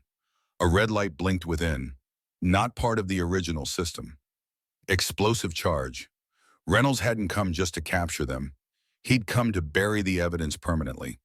In the split second of realization, Matt made his choice. He fired, not at Reynolds or his men, but at the detonator visible through the vent grate. The bullet struck true, triggering the explosion prematurely. The blast ripped through the corridor, catching Reynolds' men in the open, while Matt and Scout took cover in Westbrook's reinforced chamber. Concrete dust filled the air as secondary explosions cascaded through the facility. Emergency bulkheads began closing automatically, the ancient security systems interpreting the detonations as an attack. Through the chaos, Matt glimpsed Reynolds being dragged away by his security detail, blood streaming from a wound on his head. Their eyes met one final time across the debris-filled corridor before a bulkhead slammed down, sealing the passage. The facility's integrity had been compromised. Warning lights flashed as systems began shutting down to contain the damage. Westbrook's life support flickered ominously. Matt turned to the colonel, understanding passing between them without words. They were trapped, the main exit blocked by debris and Reynolds' remaining forces. The colonel's life support was failing. Minutes remained, not hours. Westbrook's fingers tapped out a final message before the tablet lost power. Northeast corner, maintenance shaft, follow the pipes. Matt lifted the frail man from the bed, disconnecting him from the failing life support. There was no time for gentleness. Scout led the way, navigating through emergency lighting as the facility continued to collapse around them. They found the maintenance shaft, narrow, steep, barely wide enough for a man. With Westbrook secured across his shoulders in a fireman's carry, Matt began the grueling climb, Scout scrambling ahead. Each rung of the ladder sent pain shooting through his overtaxed muscles. The weight of the colonel, light as he was after years of confinement, grew heavier with every foot of ascent. Debris continued to fall around them as the facility's structural supports failed. Halfway up, Westbrook's body went limp. Matt paused, checking for pulse, finding nothing. The colonel was gone, his final act of defiance complete, his secrets preserved not in his dying body, but in the evidence now making its way to safety with Victor and Lily. Matt continued climbing, carrying Westbrook's body with grim determination. No one would be left behind, not again, not ever. The shaft ended at a rusted hatch. Matt braced the colonel's body as he pushed upward with all his remaining strength. The hatch resisted, years of disuse and winter ice sealing it shut. Scout whined urgently from below as more debris cascaded into the shaft. With a final surge of desperate strength, Matt forced the hatch open. Freezing air and snow poured in as he emerged into the forest, dragging Westbrook's body out beside him. The night sky sprawled above, brilliant with stars in the clear mountain air, indifferent to the drama unfolding below. Scout scrambled out of the hatch, shaking snow from his fur. In the distance, the remains of Westbrook Lodge smoldered against the snow, black smoke rising into the crystalline night. Further down the mountain, flashing lights indicated vehicles on the move. Reynolds regrouping, searching. Matt gathered Westbrook's body in his arms, choosing a direction opposite from the searchlights. They needed to find Victor and Lily to ensure the evidence reached Emma. The truth had to survive, even if they didn't. The weight of the colonel, the bite of the winter air, and the knowledge of what still lay ahead should have been crushing. Yet as Matt trudged through knee-deep snow, Scout breaking trail before him, a strange clarity filled him. Purpose pure and undiluted. For the first time since leaving Afghanistan, the path ahead was perfectly clear. The mountain night embraced them as they disappeared into the shelter of ancient pines. 3 figures becoming shadows, then merely disturbed snow, then legend, carrying truth like a torch through the longest night of the year. Dawn painted the Montana mountains in shades of crimson and gold, transforming the snow-covered landscape into a realm of fire and ice. Matt's muscles screamed with every step, the burden of Colonel Westbrook's body growing heavier as exhaustion claimed him. 6 hours of trudging through knee-deep snow and sub-zero temperatures had pushed him to the limits of endurance. Only Scout seemed undeterred, the dog forging ahead, occasionally circling back with quiet encouragement. They had maintained a careful road away from the roads, staying within the shelter of the dense pine forest. Twice, search helicopters had passed overhead, forcing them to seek cover beneath the low-hanging branches. Reynolds was deploying serious resources to find them, not local police or Forest Service, but private military contractors with thermal imaging equipment and tactical training. Matt paused at the crest of a ridge, gently lowering Westbrook's body to the snow. The colonel's face had relaxed in death, the decades of pain and captivity erased by the final peace that had eluded him in life. Despite the cold, Matt removed his outer jacket and covered the colonel's face with it, a small dignity for a man who had sacrificed everything to protect others from a terrible fate. The eastern sky brightened further as Matt surveyed the terrain. Victor had mentioned an old hunting cabin 3 miles east of the lodge, a meeting point arranged with Emma if they became separated. With the facility destroyed and the main lodge burned, it was their only hope of reuniting with Victor and Lily. Scout suddenly stiffened, ears pricked forward. A low growl vibrated in his chest. Not aggression, but alert caution. Matt lowered himself to the ground, scanning the forest below. Through the trees, a flash of movement caught his eye. A figure moving with military precision, rifle at the ready. One of Reynolds' men. Matt remained motionless, controlling his breathing despite the cold that made each exhalation a visible cloud. The mercenary moved closer, sweeping the area methodically. Behind him, 2 more figures emerged from the tree line, spreading out in a standard search pattern. There was no possibility of moving Westbrook's body without detection. The decision crystallized with cold clarity. Matt would have to leave the colonel temporarily, lead the search team away, then return. He memorized landmarks to ensure he could find this exact spot again. With a final respectful nod to Westbrook, Matt touched Scout's shoulder, a silent command they had perfected in Afghanistan. The dog understood immediately, remaining absolutely still as Matt moved away, deliberately breaking through deeper snow to leave an obvious trail heading west. Away from the cabin, away from Victor and Lily. The mercenaries took the bait. Matt heard their radio chatter increase as they discovered his tracks. He increased his pace, knowing he needed to maintain distance while keeping them engaged enough to follow. Scout shadowed him from 50 yards east, invisible among the trees, ready to flank any threat. After a mile of cat and mouse through the forest, Matt found what he needed, a ravine cutting through the mountainside, its steep walls creating a natural funnel. He worked his way down one side, crossed the frozen creek at the bottom, and climbed halfway up the opposite bank before deliberately triggering a small avalanche of snow and loose rock. The noise echoed through the silent forest. Matt quickly concealed himself in a cluster of pines as the mercenaries approached the ravine's edge. They spotted the disturbed snow and began their descent, believing they had cornered their quarry. The moment they reached the bottom, Matt and Scout circled back, moving with the silent efficiency that had kept them alive through dozens of combat missions. Within 20 minutes, they had lost their pursuers and were heading east again, toward the cabin and the hope of reunion. The hunting cabin appeared shortly before noon, a small weathered structure nestled against a cliff face for protection from the brutal mountain winds. No smoke rose from the chimney, no tracks marred the pristine snow surrounding it. Matt approached cautiously, Scout ranging ahead to check for traps or ambush. The cabin door stood slightly ajar. Matt pushed it open with the barrel of his weapon, revealing an interior that was empty of people but showed recent occupation. Ashes still warm in the fireplace, food wrappers in the trash, indentations on the single bed's thin mattress. On the rough-hewn table lay a map with a route marked in red, leading to a location 10 miles south, deeper into the national forest. Beside it, a note in Victor's handwriting. Rendezvous changed. Reynolds has roadblocks on all main routes. Meeting us at marked location, 2 p.m. Matt checked his watch, just past noon. 10 miles through mountainous terrain in less than 2 hours would be challenging under ideal conditions. In his exhausted state, with Reynolds' men combing the forest, it approached impossible. Yet impossible had been the operating parameter for much of Matt's military career. He allowed himself 5 minutes to rest, drink water, and share a protein bar with Scout. The dog's shoulder wound had reopened during their flight, leaving a trail of blood droplets on the snow.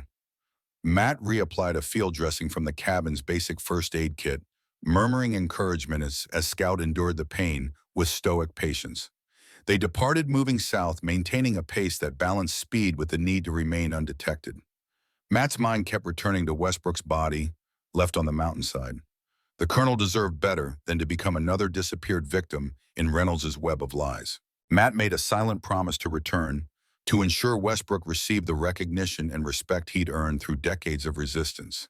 As they traveled, Matt reviewed the evidence Victor and Lily carried, research notes detailing the virus's development, medical records of the townspeople, video documentation of the experiments, and samples of both the virus and antidote.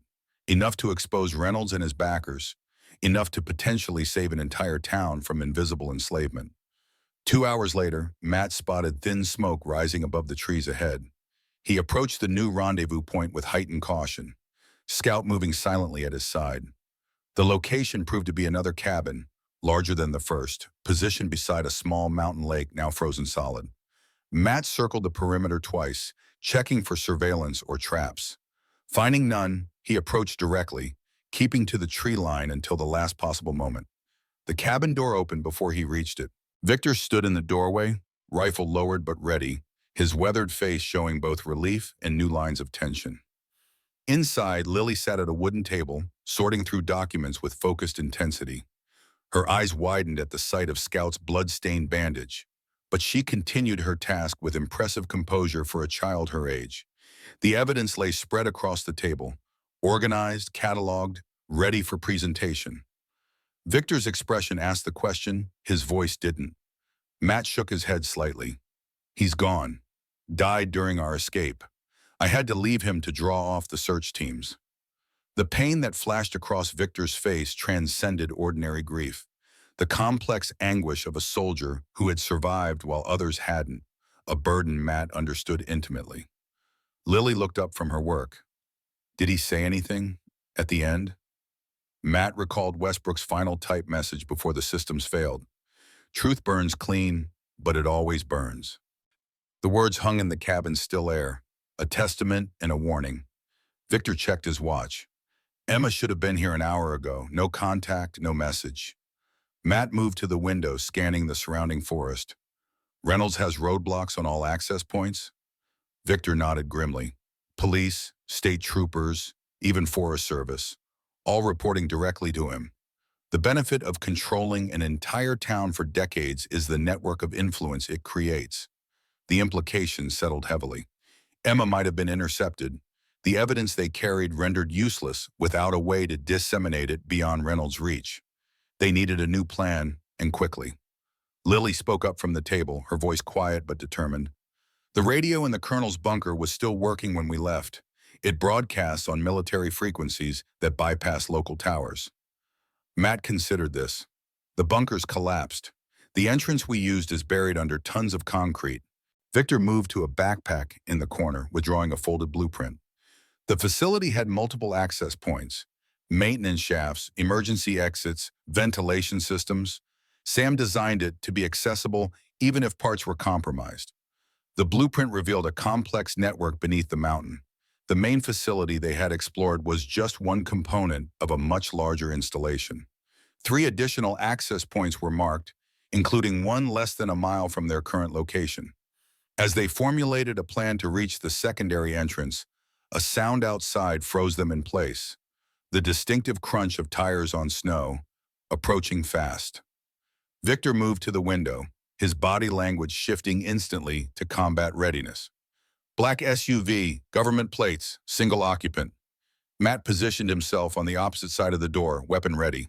Scout took up a flanking position, hackles raised but silent, awaiting command. Lily gathered the critical evidence into a backpack with practiced efficiency. The vehicle stopped 50 yards from the cabin. A car door opened and closed. Footsteps approached. A woman's determined stride. A voice called out, professional but edged with urgency. Garrison, it's Emma Blackwood. I'm alone. Victor and Matt exchanged glances, skepticism mirrored in both faces. Matt signaled Scout to move to the door. The dog's senses would detect deception or threat more accurately than any human. The woman who entered removed her snow-covered hat to reveal short dark hair and sharp, assessing eyes that missed nothing. Scout sniffed her thoroughly, then returned to Matt's side without alarm. Emma Blackwood carried the weathered confidence of someone who had reported from too many war zones to be easily intimidated. Her gaze fell immediately on the evidence spread across the table. I was detained at the roadblock for 3 hours. Full vehicle search, identification verification, even called my editor under the pretense of confirming my assignment. She set her equipment bag on the floor. Reynolds has serious connections. My credentials were flagged in multiple federal databases the moment I entered Montana. The revelation added new urgency to their situation. Reynolds wasn't operating with merely local resources. His reach extended into federal agencies, suggesting backers with significant influence. Emma unpacked her equipment with practiced efficiency: satellite uplink, recording devices, secure digital storage. We have a small window before they track my movement from the roadblock. Let's make it count. For the next hour, Emma documented everything, photographing evidence, recording their testimonies, cataloging the virus samples and antidote. Her professionalism never wavered, even as the full horror of Project Winter became clear. 25 years of human experimentation, 23 deaths officially documented, and countless lives manipulated through biochemical control. Victor provided historical context, explaining Westbrook and Reynolds' initial partnership and eventual ethical divide. Lily described her father's personality changes after increased treatments at the town clinic. Matt detailed the facility beneath the lodge, the monitoring systems tracking every citizen of Everwood, and Westbrook's decades of captivity. As Emma packed the final pieces of evidence, her expression hardened with resolve. This goes beyond criminal. It's crimes against humanity. The pharmaceutical conglomerate Reynolds worked for before becoming mayor has government contracts worth billions. Military applications, enhanced interrogation techniques, behavior modification programs in prisons. The satellite uplink established connection, files beginning their transfer to Emma's secure server. She continued preparing the story for immediate release, not just to her news organization, but to multiple outlets simultaneously, preventing any single point of censorship. A notification chimed from her laptop. The connection had been interrupted. Emma's fingers flew across the keyboard, attempting to re-establish the link. Her expression darkened. They're jamming satellite communications, military-grade equipment, targeted specifically at this location. Victor moved to the window again. They've found us. Through the trees, multiple vehicles approached. The distinctive black SUVs of Reynolds' security team, accompanied by local police cruisers. The perimeter was being established with tactical precision. Emma checked the file transfer status. 80% complete. We need 3 more minutes. Matt assessed their options with cold clarity. They were outnumbered, outgunned, with limited escape routes. The evidence had to reach the outside world. Everything else, including their survival, was secondary. Victor seemed to read his thoughts. I'll create a diversion. Draw them south while you 3 head for the secondary access point. Matt shook his head. Your arm's barely functional. You wouldn't make it half a mile. Not planning to. Victor checked his rifle with the automatic movements of a lifetime soldier. Some battles you fight to win. Others, you fight to give someone else a chance to win. The acceptance in his eyes silenced further objection. Emma closed her laptop. Transfer complete. Even if they capture me and this equipment, the files are already distributed to multiple secure locations. She packed the computer and satellite link. We need to move. Now. Matt gathered the remaining evidence while Lily collected the antidote samples, securing them in insulated containers. Scout stood alert at the door, sensing the imminent action. Victor clasped Matt's shoulder, the gesture conveying what words couldn't. Get the antidote to the town. Save those people. Make sure Sam didn't die for nothing. Before Matt could respond, Victor was moving toward the back door, rifle ready. He paused at the threshold, looking back at Lily.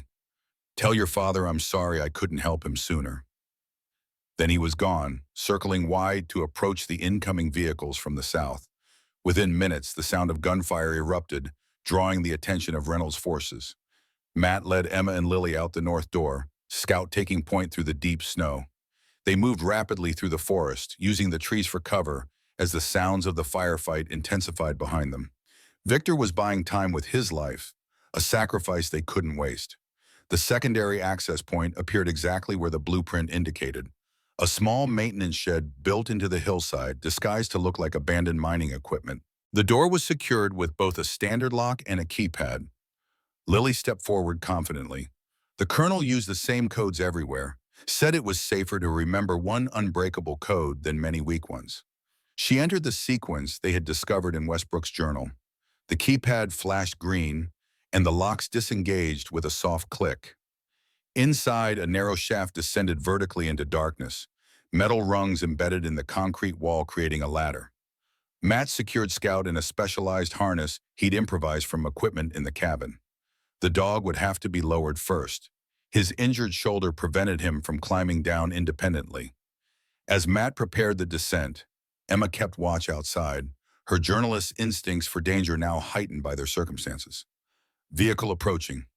Different engine sound. Through the trees, a single truck appeared. Not the black SUVs of Reynolds' security, but an older model pickup moving cautiously along the forest road. As it drew closer, the driver became visible. Lily's father. The girl's face transformed with conflicting emotions. Joy, fear, uncertainty. Dad? Matt positioned himself between Lily and the approaching vehicle, uncertain whether her father represented rescue or threat. Given his treatments at the town clinic, he could be unwittingly serving as Reynolds' agent. The truck stopped 30 yards away. Lily's father emerged slowly, hands visible, movements deliberately non-threatening. His eyes found his daughter, relief washing over his face. Lily, are you hurt? Matt studied the man carefully, looking for signs of the vacant compliance they'd seen in other townspeople. Instead, he saw clear eyes filled with concern and a father's desperate worry. Lily started forward, but Matt gently restrained her. How did you find us?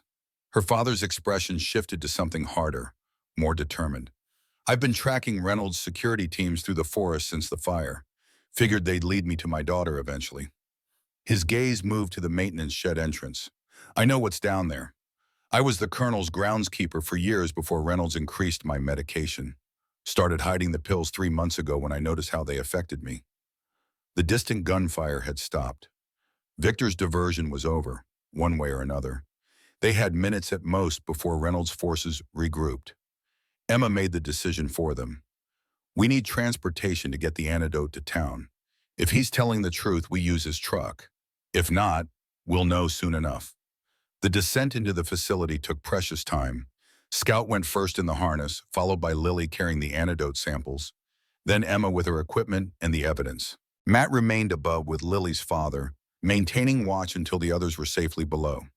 As they prepared to follow, the sound of approaching vehicles shattered the forest quiet. Reynolds' men had regrouped faster than anticipated. Matt and Lily's father exchanged a look of mutual understanding. Get my daughter out safely. He pressed his truck keys into Matt's hand. East Access Road bypasses all the checkpoints. It's how I got through. Trucks registered to the town maintenance department. They won't stop it. Matt recognized the decision in the man's eyes. The same one Victor had made. The same one that had defined Matt's own military career. The willingness to stand between danger and those who couldn't protect themselves. Below, the others waited in a secondary corridor of the facility, smaller than the main chambers they'd explored earlier, but equipped with similar technology. Emergency lighting still functioned, powered by backup generators designed to operate for decades if necessary. Emma had already located the communications room and was establishing connection through the military band radio system. Lily worked with focused intensity to prepare the antidote samples for transport, her small hands steady despite everything she'd witnessed. Matt secured the access hatch behind them, buying time against pursuit. Your father's creating a diversion. We need to find another exit and reach his truck. The facility blueprints indicated an emergency evacuation tunnel leading to an exit nearly a mile north of their current position. As they navigated the narrow maintenance corridors, Matt felt Scout tense beside him. The dog's behavior shifted subtly, not the alert warning of immediate danger, but the focused intensity he displayed when detecting explosives. Matt halted the group, signaling for silence. Scout moved forward, nose working methodically along the floor and walls. He stopped at an air vent, pawing insistently at the grate. Understanding dawned with chilling clarity. Reynolds rigged the facility with explosives after we escaped. The detonator Scout had detected earlier hadn't been the only one. The entire installation was wired to be destroyed, burying all evidence permanently. Emma processed this with professional calm. Estimated detonation timeline? Matt examined the visible wiring through the vent grate. Remote trigger. Could be minutes, could be hours. The decision was obvious. Continue moving, find the exit, reach the truck. Every second in the facility increased their risk exponentially. The evacuation tunnel stretched ahead, sloping gradually upward toward the surface. They moved as quickly as caution permitted, Scout ranging ahead to check for additional explosives or structural weaknesses. After 15 minutes of tense progress, a metallic clang echoed through the tunnel, the unmistakable sound of another access hatch being opened. Someone was entering the facility. Matt positioned Emma and Lily behind a maintenance alcove, Scout guarding them while he advanced to assess the threat. The tunnel curved ahead, obscuring direct line of sight to the source of the noise. Matt moved silently, weapon ready, using all the stealth techniques that had kept him alive through countless combat missions. As he rounded the curve, a figure appeared in the emergency lighting. Walter Reynolds, alone, descending the ladder from a surface access point. The mayor's tailored overcoat was torn and stained with soot, his normally immaculate appearance disheveled. A bleeding gash crossed his forehead, evidence of the earlier explosion. Reynolds reached the tunnel floor, seemingly unaware of Matt's presence in the shadows. He withdrew a small device from his pocket, a remote detonator with military-grade encryption. Matt stepped into the light, weapon trained on Reynolds. It's over. The evidence is already out. Multiple news agencies, federal authorities, international organizations. Reynolds didn't appear surprised by Matt's presence. A strange calm had settled over him, not the desperate anger of a cornered man, but the quiet resignation of someone who had already accepted the inevitable. It was never about me, Garrison. I'm just one node in a network that spans continents, governments, corporations. The work will continue, whether I survive or not. Reynolds fingered the detonator. 25 years of research. The culmination of behavioral science, neuropharmacology, and genetic engineering. The solution to humanity's fundamental flaw, our inability to act collectively for our own survival. Matt maintained his aim, voice steady, by removing free will, by turning people into puppets, by eliminating the capacity for violence, disobedience, and self-destruction. The perfect society isn't achieved through politics, it's achieved through biology. Reynolds' expression reflected genuine conviction. You've seen war. You know what humans are capable of when left to their own devices. Project Winter offered an alternative. Peace through compliance. Matt remained unmoved. Peace without freedom isn't peace, it's just a different kind of war. Reynolds studied Matt with unexpected compassion. You actually believe that, don't you? That freedom is worth the violence, the hatred, the endless cycle of destruction? He shook his head slowly. I used to believe it too, before I saw what free humans really do with their freedom.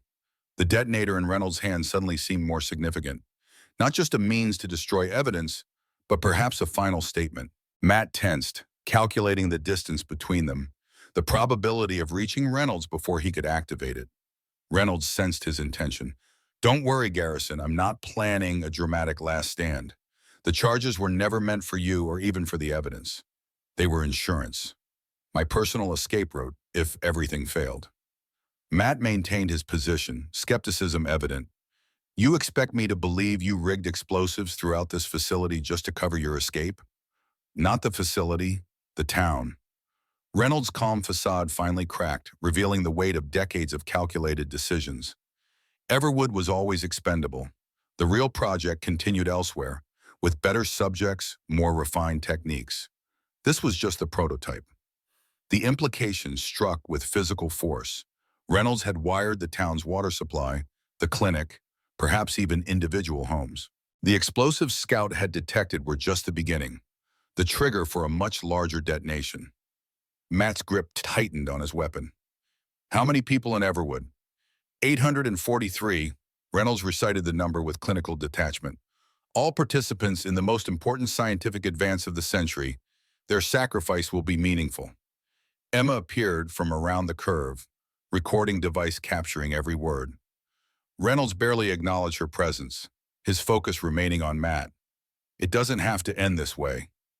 Matt lowered his weapon slightly, shifting to negotiation. The antidote works. Those people can be saved, can return to normal lives. Something flickered across Reynolds' face. Not quite regret, but recognition of a different possibility. The antidote was Westbrook's masterpiece. Even I couldn't replicate it. He was always the better scientist. His finger hovered over the detonator. But some things, once started, can't be stopped. The network won't allow the project to be exposed. Contingencies exist that even I can't override. Matt saw the decision form in Reynolds' eyes a second before his finger moved toward the detonator button. Time compressed to a crystalline moment of pure clarity. Matt lunged forward, weapon abandoned, as he tackled Reynolds to the ground. The detonator skittered across the concrete floor as they struggled. Despite his age and injured state, Reynolds fought with unexpected strength, the desperate energy of a true believer. Matt subdued him with practiced combat techniques, pinning the older man as Emma retrieved the detonator. Reynolds ceased struggling, a strange smile crossing his face. It doesn't matter. The network has remote access. If I don't check in within the hour, the charges detonate automatically. Everwood disappears, and with it, all evidence of Project Winter. Lily appeared in the tunnel, clutching something in her small hands, a vial from the antidote samples. The colonel told me once that every experiment needs a control subject, someone who remembers the truth when everyone else forgets.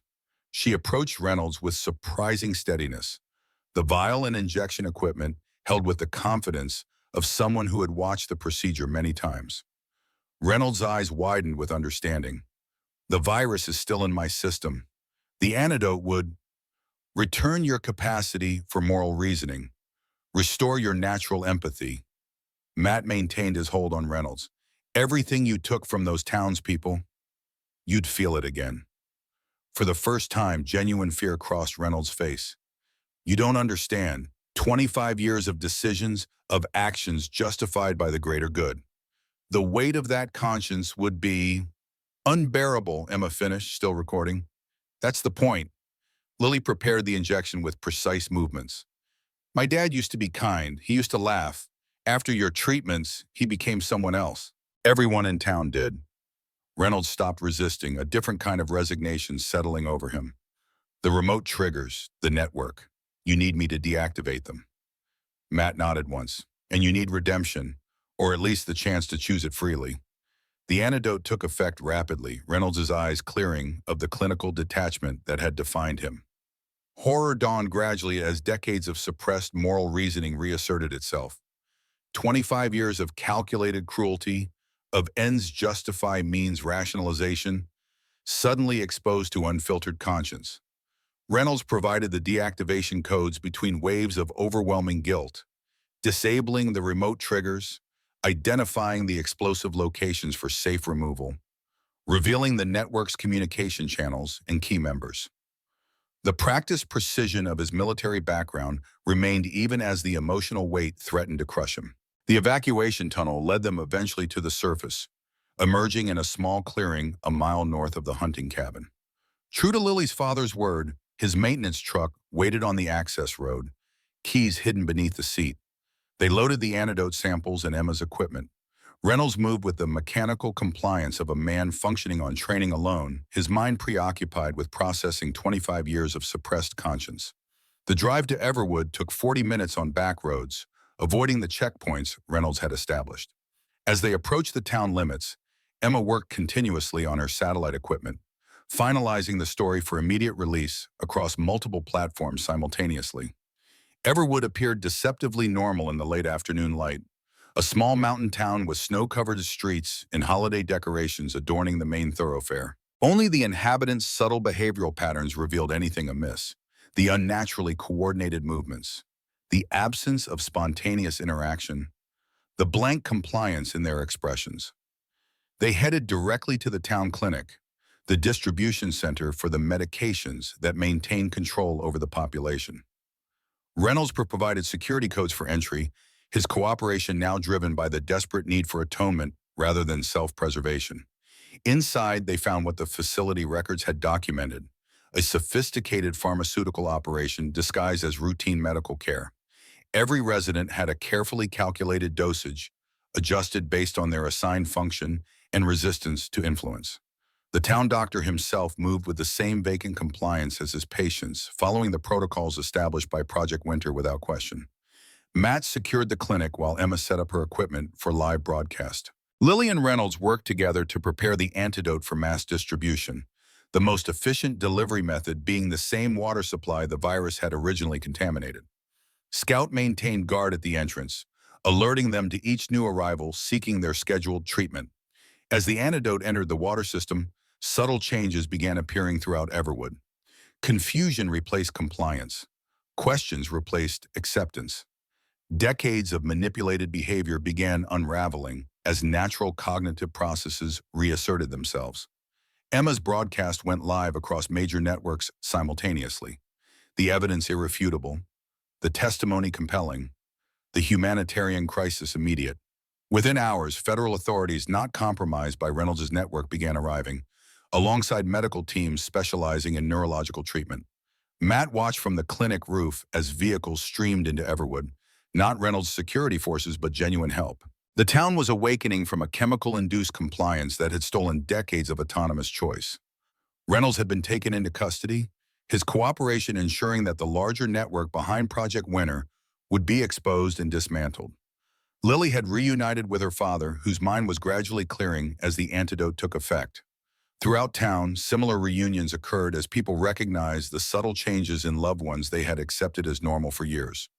Victor's body had been recovered from the forest firefight, alongside those of Lily's father's colleagues who had created diversions to protect their escape. They would receive recognition appropriate to their sacrifice. Their names cleared of any association with Project Winter beyond being its victims and eventually its downfall. Westbrook's remains had been located and treated with the dignity he had been denied in life. The official records were being amended to reflect his resistance rather than his complicity. A quarter-century of solitary defiance against the system that had sought to use his research for control rather than healing. 3 days after Emma's broadcast, Matt stood on the burned-out shell of Westbrook Lodge, Scout at his side. Federal investigators swarmed the property, documenting the facility beneath, recovering additional evidence, mapping the full extent of Reynolds' operation. Emma joined him, camera equipment packed away, her work transitioning from breaking the story to following its evolution. Senate hearings begin next week, military contracts under review, 3 pharmaceutical executives already in custody. She gazed across the snow-covered valley toward the town, slowly reclaiming its autonomy. It's going to get bigger before it's over. Matt nodded, his attention focused on the ruins before him. The stone foundation remained largely intact despite the fire and explosions. The structure itself could be rebuilt, transformed into something that honored rather than betrayed Westbrook's original vision. A federal agent approached with a document requiring Matt's signature, the property transfer placing Westbrook Lodge officially in his name. The colonel's will, recovered from the facility records, had left the property to whomever exposed the truth about Project Winter. A final act of faith that someday someone would finish what he had started. Matt signed the document, a plan already forming. The lodge would be rebuilt, but not as a private residence or research facility. Instead, it would become a rehabilitation center for veterans suffering from PTSD and traumatic brain injuries, fulfilling Westbrook's original goal of healing rather than controlling the psychological wounds of war. As winter deepened into January, construction crews began clearing debris from the lodge grounds. Matt had used his military connections to secure funding and support, bringing in specialists in veteran rehabilitation alongside the construction teams. The project attracted volunteers from across the country, former military personnel, medical professionals, even survivors of Project Winter seeking purpose and recovery. Scout oversaw everything with the serious attention to detail that had made him an exceptional military dog. His shoulder had healed cleanly, the scar a reminder of what they had endured and overcome. He seemed to understand instinctively the importance of what they were building, a place of healing for others who carried invisible wounds. By early spring, the framework of the new lodge rose against the Montana sky, larger than the original, designed specifically for therapeutic programs and community support. The tower remained as an architectural feature, but now housed observation areas for night sky therapy rather than security or surveillance.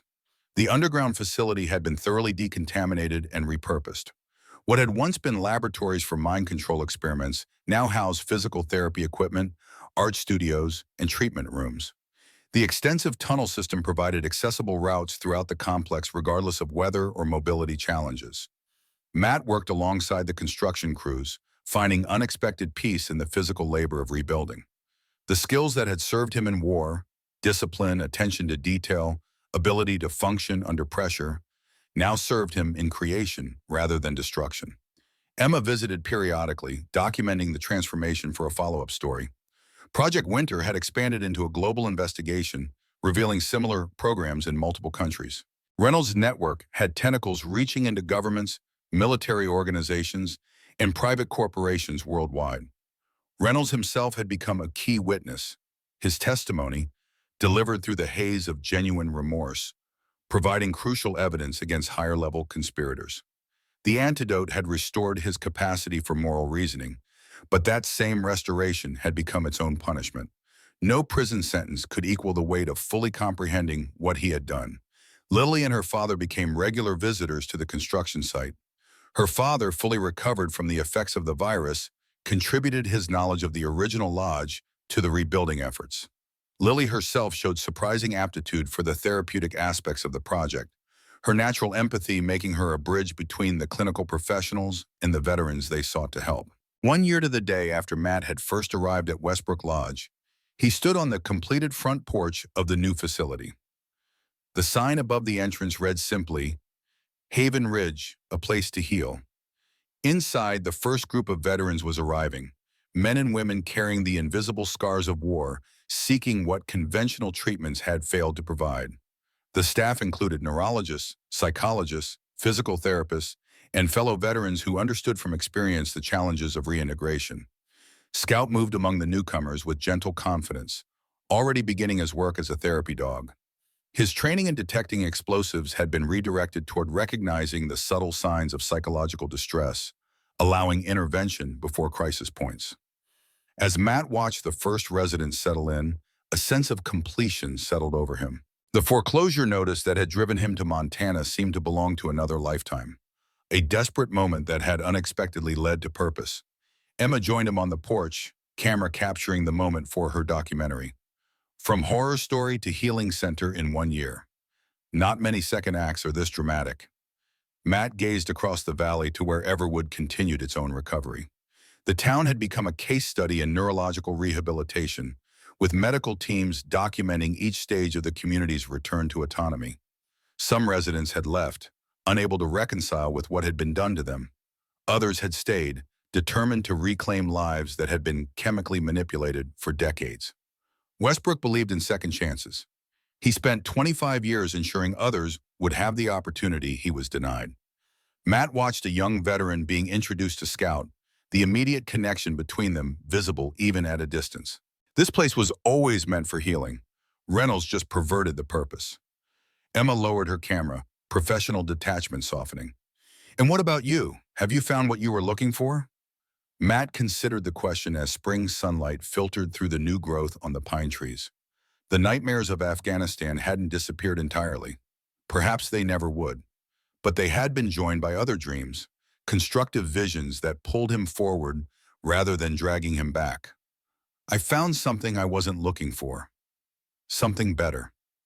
Matt watched as Scout guided his new companion inside, the dog's intuitive understanding of human pain creating a bridge where words often failed. Purpose doesn't always look like what we expect. Sometimes it finds us when we've stopped searching.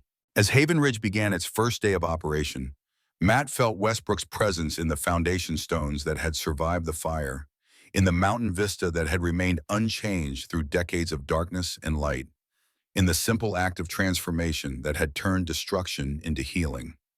The truth had indeed burned clean, just as Westbrook had predicted. But from those ashes, something new had emerged. Not perfect, not complete, but alive with possibility and free from the shadows that had claimed too many years and too many lives. Matt Garrison had arrived at Westbrook Lodge, a broken man seeking shelter. He remained at Haven Ridge, a healing man, offering shelter to others. The symmetry felt right, a balance restored, A circle completed. The long winter had finally yielded to spring.